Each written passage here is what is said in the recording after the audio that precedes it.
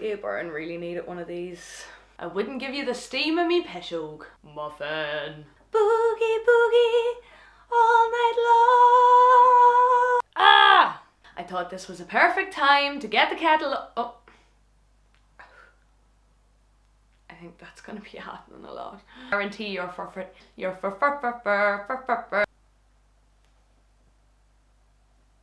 I don't know how to do that.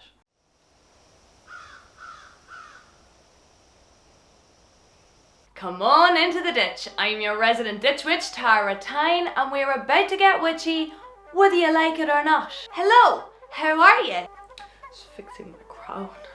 So it's pissing rain out, what a surprise. It's been a few weeks since I did a video in my office, and since my gardening video plans have been postponed again, my first mistake was making the plan. So I thought this was a perfect time to get the kettle on and go for a dive in the terrifying depths of YouTube witchcraft. Specifically, content that is labelled as Beltane related. P.S. We're not gonna lose our shit if you spell it kind of weird. Okay, we have been known to spell it weird as well. But in Ireland, it's pronounced Beltane or Bealtaine, and we have the first written record of it, so we get to decide how it's pronounced on YouTube. Okay? Okay. The chinna part of the pronunciation is really important since it's the Irish word for fire, and that's kind of fundamental to an Irish fire festival. Besides that, my name Bealtaine was actually originally Tara Chinna. I decided it was more important to get people to stop calling me Tina rather than Tara. And anyway, Tyne has a nice ring to it. But if you say Beltane, I will come for you. Beltane. Beltane. Oh, Beltane. Oh God, Beltane. no. Beltane. No! Beltane. No! Beltane. Oh, stop! No! Beltane. Beltane. Beltane. Also, I know that this is like my third video about Beltane, which is weird because Samhain is my favourite, and Samhain is Halloween, which sort of corresponds to Beltane, which is like the summer fire festival. It occurs around the time of May Day. We did actually call it May Day here for a long time.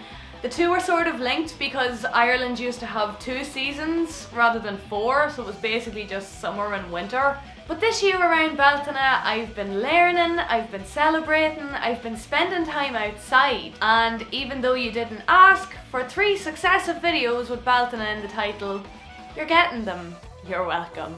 Look, I'm not here to be bitchy about other YouTubers, okay? I believe that a rising tide lifts all ships. We're not here to compete, it's not that kind of thing, okay? Being a YouTuber is hard, being a witch is hard, and I have nothing but respect for these people who have been on YouTube longer than I have and are absolutely killing it. But we need to talk about Beltane customs, and more importantly, about appropriation. So strap yourselves in, folks, it's gonna be a bumpy ride. Okay, so you've heard me talk before about how ancient Gaelic festivals have been taken, warped beyond recognition, and then sold back to us without a mention of the countries where they actually originate from. Appropriation. Now, let's start with the actual meaning of Beltane and what it actually meant to ancient peoples in Ireland.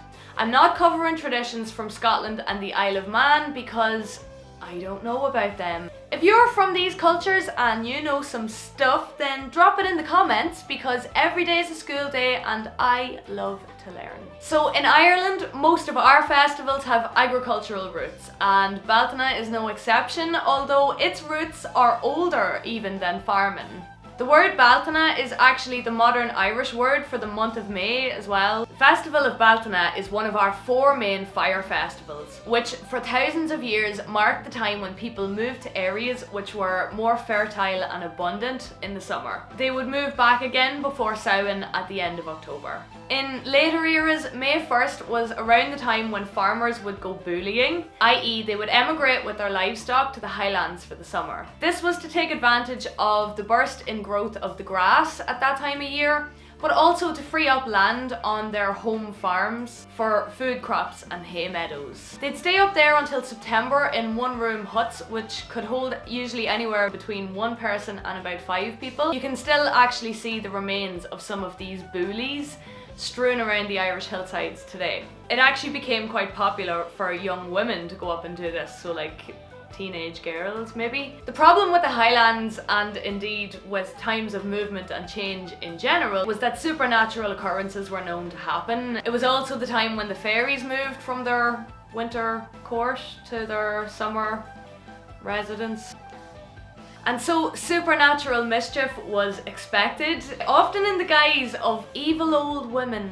Patriarchy, anyone? Anyway, the abundance of butter being churned whilst bullying had to be protected and purified from curses, pishoga, and the influence of fairies and women. And indeed, so did the livestock who provided it and the people who tended to and depended on them for survival, including women. One of the best ways to do this was to light 2 fires and to march your livestock between them, which you would have seen me do in last week's video, sorta. You could also take a leap over the bonfire if you were feeling brave, and this would guarantee your fertility for the year to come. Oh yeah, it was also a fertility festival, obviously, Tara. So it was a time of year for feasting, for drinking, for dancing, for divination, and for community. And it was a rare opportunity for young people to meet other young people, sometimes even from other villages. Bit of strange. The most prominent site for celebration at Beltane, as far as we can make out, was the hill of Uisneach at the centre of the island. So all hearth fires would be extinguished before the main bonfire was lit at around sunset on the 30th of April. And cinders from this would then be carried away to different townlands and onwards from there to light a network of community bonfires, all connected to each other and to the navel of Ireland at Uisneach. Navel as in belly button, not navel as in like, in the navy. It was also customary at this time to walk the boundary of your property, and you'd be looking for pishoga or malevolent spells that people had left on your property. You'd also be fixing fences and mending any boundary markers that needed mending. Another custom was to wash your face in the dew of the morning of May Day in order to preserve your gorgeous face for another year. There's reason to believe that this practice wasn't just limited to women, since it was thought to also prevent sunburn for the coming year, and that would have been pretty important to men as well. And then on either May Day or on May's Eve, people would go out and collect green boughs or flowers to throw on the roof or to hang outside windows and doors for protections for their homes and for their stables and for their dairies. But Mayflowers were never brought into the home. Yellow flowers were popular in many places. I actually heard a local man here say recently that he thought that marsh marigolds were a popular choice in Louth. But the most important thing to note about Beltane was that the Irish reputation for hospitality went out the window when it came around. I see a lot of Beltane videos which suggest making food and sharing it with others. Okay, if you're not in Ireland, you don't need to follow the Gaelic way of doing things, but then you should also name your festival something that isn't just an anglicised, colonised version of a Gaelic word. Anyway, from sunset on Beltane, the night before Beltane, to noon on May 1st in Ireland, nothing would be offered from a household. No guests would be admitted, you wouldn't get a lend of a cup of milk, a light for your smoke, the time of day. Not even a spiritual offering was made during this window, although there would be abundant offerings made to the good folk either side of it. The reasons for this were that it signified giving away your abundance, and also because anything that was given away to people outside of your home from sunset on Beltane to when the cows were milked on May Day, let's say lunchtime to be safe, could be used against you for malevolent magic. Your time, your energy, your delicious looking muffins topped with edible violets from your garden. Muffin. Yep, give one of them away for breakfast on May Day. You might find yourself cursed with a dose of the plague within the month. I wouldn't give you the steam of me peshog. I might need that in a t-shirt actually. So now that we're a wee bit clued in about what Beltane is, let's cast an eye over what it is not. Okay, so YouTubers who mentioned that their Wiccan version of Beltane was not necessarily the way to celebrate things got bonus points, but they lost them again if they didn't mention where it originated from, which was most of you. And I just want to mention that the person whose video I've decided to feature on here is not the only YouTuber I found who was recommending things which have nothing to do with Beltane. She was just the first one I came across that recommended them all in a video that was shorter than 20 minutes, which made my editing job Much more efficient, if not much less painful. So apologies if it seems like I'm giving an unfair amount of attention to this person. It's not personal, I actually think she deserves points for aesthetic and for being so pretty. Anyway, roll it there, Colette. You guys may have heard of it being called May Day because it is the 1st of May, and the name Beltane comes from the goddess Bel. Who? Never heard of her. In Ireland, the word is thought to derive from an old way of saying bright light or possibly bright fire. It may also be something to do with Belanus, a Celtic god of healing who derived from elsewhere in Europe and basically isn't Irish. So next. It was the day when the triple goddess in her maiden form, or the horned god, or known as the Green Man. I wrote a song about the Green Man. The Green Man was invented quite recently by the Victorians, in case you didn't know. I mean, okay, look. Followers of Wicca, which was invented around the early to mid 20th century, are entitled to have their own brand spanking new gods. There's nothing wrong with that. But the Victorians were British, for the love of If you're gonna foist your gods onto this festival, at least choose an original name for it that has nothing to do with Ireland or Gaelic culture. Also, Pan/horned god, not Irish. And the triple goddess, in the context it's being mentioned here, Maiden Mother Crone, also not Irish. Starting with one of my favourite parts of the year is the crystals that are relevant to this time of the year. Ah, stop!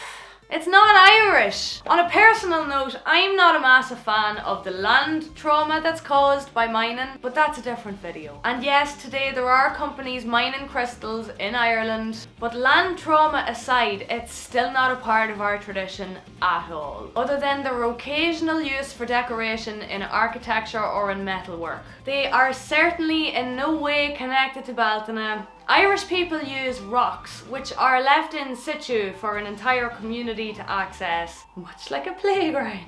And we use them mostly for cursing and for healing. But that's not why we're here. We are here because mined crystals are being added to a recommended shopping list for a festival which has its roots in Gaelic culture, by people who don't seem to understand or give credit to Gaelic culture. Thou shalt not condone mining in the name of Bealtaine. Of course, if you went panning in the river yourself, found a lump of quartz, and fashioned it into a seasonable headdress, I will bow to you and call you the Queen of Summer. I tried it with my seaside fossil. I nearly knocked myself out. And also going out and collecting things like hawthorn branches or birch branches and bringing them into your house or putting them at your altar. Girl, what? No! Irish hawthorn rule number 1, never bring it into the house. Hawthorn is owned by the fairies. You see a fairy tree? It's usually hawthorn. Fairy rings? Covered in hawthorn. Property boundaries? Hawthorn. I won't use it for a wand, I won't forage it to bring home and eat. I won't make a maypole out of it because that's not Irish either. And I definitely won't use it to decorate an altar at a time of year when supernatural occurrences and bad luck are thought to be increased. Okay, there was a custom where hawthorn would be picked and brought back in boughs to your house, but kept outside. Always kept outside. As long as the fairies, man, wouldn't touch that. Sometimes when it was brought and set up outside the house, it would be decorated with eggshells or with rags or ribbons maybe. But yeah, you don't bring it inside. Especially if you live in Ireland, okay? We love you. We want you to be here in Bealtaine. Obviously though, if you want to celebrate ancient Irish festivals, your first port of call should be Irish YouTube creators. I am pretty new to the game and my archive isn't terribly useful as yet. It'll get better with each year, but this is the first Bealtaine that has happened since I started my channel. But Laura O'Brien's channel has some pretty great content. I've also discovered a new one recently from one of my viewers called The Crafty Cailleach. There's a good video about Bealtaine there too. And the Mythical Ireland channel, of course, with Anthony Murphy, is definitely worth taking a dive into if there's any aspect of ancient Irish culture or history that you'd like to know more about. Links to all these channels are in the description below. Okay, I'm gonna stop there because anything else would just be low-hanging fruit. But as long as I have to listen to Beltane. Beltane or Beltane? Beltane. on YouTube videos that warp and appropriate my native culture without actually mentioning it, I'm gonna be here drinking tea and poking holes in them.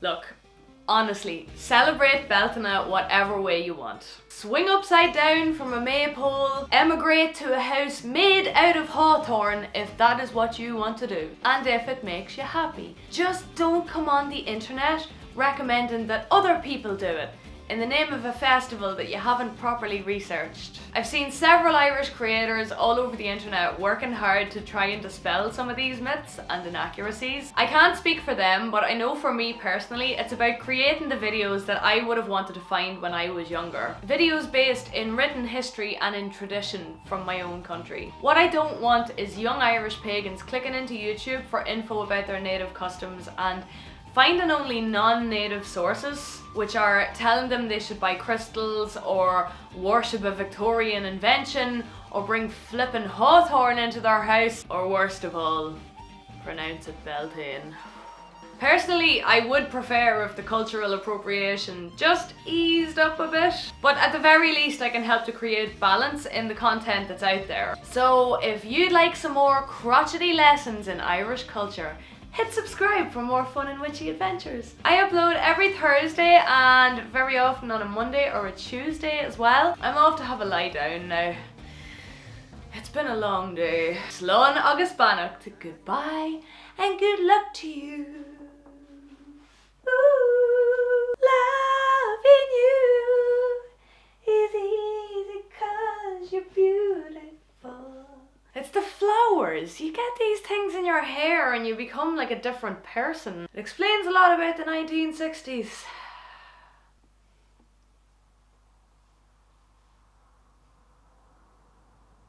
Cursed with a dose, said the curse with the dose, said the curse with the dose.